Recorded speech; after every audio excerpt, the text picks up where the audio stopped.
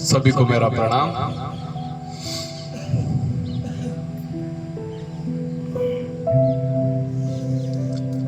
अगर खुशियां आ जाए जिंदगी में तो मिठाई समझ के खा लेना, और अगर दुख आ जाए जीवन में तो कड़वी दवाई समझकर चख लेना। वो कहते हैं कि दुख में सुमिरन सब करे, सुख में करे न कोय, और जो सुख में सुमिरन करे तो दुख काहे को होए। एक बहुत सुंदर कहानी जो हमारी इस बात को चरितार्थ करेगी। एक व्यक्ति होता है, कंस्ट्रक्शन कंपनी में काम कर रहा होता है, पूरी कंस्ट्रक्शन कंपनी की देखभाल करता है, मकान वकान बनवाने में, बिल्डिंग्स बनवाने में।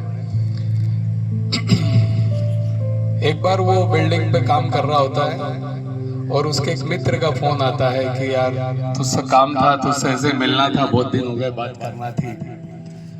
तो वो व्यक्ति जो काम कर रहा होता कहता है यार देख, अभी तो मैं कंस्ट्रक्शन में यहाँ पर लगा हुआ हूँ, एक काम कर, तू फ्री हो तो यहीं आ जा, यहीं बात कर लेंगे। ठीक है, वो उसके पास चला जाता है। 6वीं 7वीं मंजिल पर वहाँ काम चल रहा होता है। दोनों आपस में बातचीत करने लगते हैं। बातचीत करते करते बात आध्यात्मिकता की तरफ चली जाती है, स्पिरिचुअल बातें होने लगती है दोनों में। वो जो उसका दोस्त आया होता है वो कहता है कि आजकल बहुत बदल गए लोग, अब आजकल सुख में भी भगवान को बहुत याद करते हैं, भगवान को भक्ति करते हैं और ऐसा वैसा। तो वो जो वहाँ काम कर रहा होता है व्यक्ति को कहता है नहीं, ऐसा नहीं है, तो गलत बोल रहा है। सुख में कोई भी याद नहीं करता है, बहुत कम लोग ऐसे हैं जो सुख में भगवान को याद करते हैं, बाकी तो करता ही नहीं है। तेरी बात में कोई सत्यता नहीं है। दोनों के बीच डिबेट हो जाती है, बहस होने लगती है। तो जो कंस्ट्रक्शन कंपनी का जो कार्य करने वाला व्यक्ति होता है बोला मैं चल तुझे प्रैक्टिकल करके दिखाता हूँ यहीं पे कि सुख में भगवान को कोई याद नहीं करता और दुख में बिल्कुल याद करता है। बोले चलो अच्छा दिखाओ।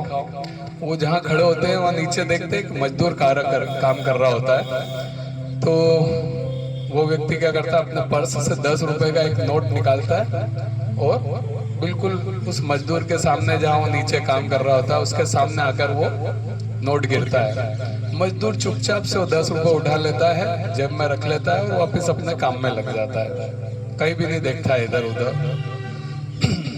10-15 मिनट गुजरते हैं, उसके बाद वो 100 रुपए का नोट ऊपर से अपने पर्स से निकाल के नीचे फेंकता है और वही मजदूर के बिल्कुल आसपास आके गिरता है। मजदूर उस रुपए को देखता है और इधर उधर देखता है और 100 रुपए भी अपनी जेब में रख लेता है और सोचता है कि किसी को शक नहीं हो जाए। तो 2-5 मिनट वो इधर उधर दूसरी जगह चला जाता है और वापस आकर अपनी जगह फिर से काम करने लगता है। ठीक है, थोड़ा समय और गुजरता है। इस बार ये जो व्यक्ति ऊपर होता है ये 500 रुपए का नोट नीचे फेंकता है।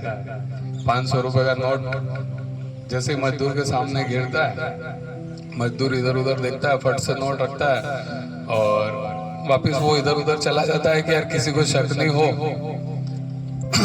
और वापस आकर अपना काम करने लगता है। अब के लेकिन वो कहता है कि अब अपने दोस्त को बोलता है कि अब देखना मैं तुझे क्या दिखाता हूँ। अब क्या करता है, छोटा सा पत्थर का टुकड़ा लेता है और वो मजदूर जो काम कर रहा होता है उसकी ओर फेंकता है। वो पत्थर का टुकड़ा मजदूर के कंधे पे आके लगता है। मजदूर फटाक से ऊपर देखता है, बोलता है कौन है, कौन पत्थर फेंक रहा है। तो ये ऊपर के दिख जाते हैं जो कंस्ट्रक्शन कंपनी के सुपरवाइजर होते हैं। तो ये बोलते हैं अरे कुछ नहीं, मैंने ही फेंका था। कुछ ऐसी बातचीत करने लगते हैं और फिर बातचीत खत्म होने के बाद अपने मित्रों को कहते हैं कि देख, जब खुशियां बरस रही थी, नोट गिर रहे थे, तब कभी उसने ऊपर देख के धन्यवाद नहीं कहा है, ऊपर नहीं देखा कि नोट आकाश से है। और जैसे एक पत्थर उसके कंधे पे आके लगा, तुरंत ऊपर देखा और चिल्लाया कि कौन फेंक रहा है पत्थर। ये कहानी उस मजदूर की या उस सुपरवाइजर की नहीं, आपकी और हमारी है। जिंदगी में कई बार हमें भी छोटी छोटी खुशियां, छोटे छोटे तोहफे ऊपर वाला देता रहता है, लेकिन क्या हम कभी उनको थैंक यू बोलते हैं? नहीं बोलते। लेकिन एक छोटा सा पत्थर का टुकड़ा हमारे आकर कंधे पे लग जाए या थोड़ा सा दुख हमारे पास आ जाए तो तुरंत उसकी शरण में चले जाते हैं कि प्रभु आप ही बचा लो, है ना। तो इस कहानी का सार यही है कि जब भी हम सुखी भी रहते हैं जब भी हमारे साथ कैसा भी समय चल रहा हो, प्रभु का सुमिरन, प्रभु की भक्ति हमेशा करते रहें। तो अगर दुख आपके पास आ भी गया तो आपको बोलना नहीं पड़ेगा कि प्रभु आप संभाल लो, प्रभु तो ऐसे ही संभाल लेंगे फिर। तो यही इस कहानी का सार था। एक बहुत अच्छा भजन करते हैं ये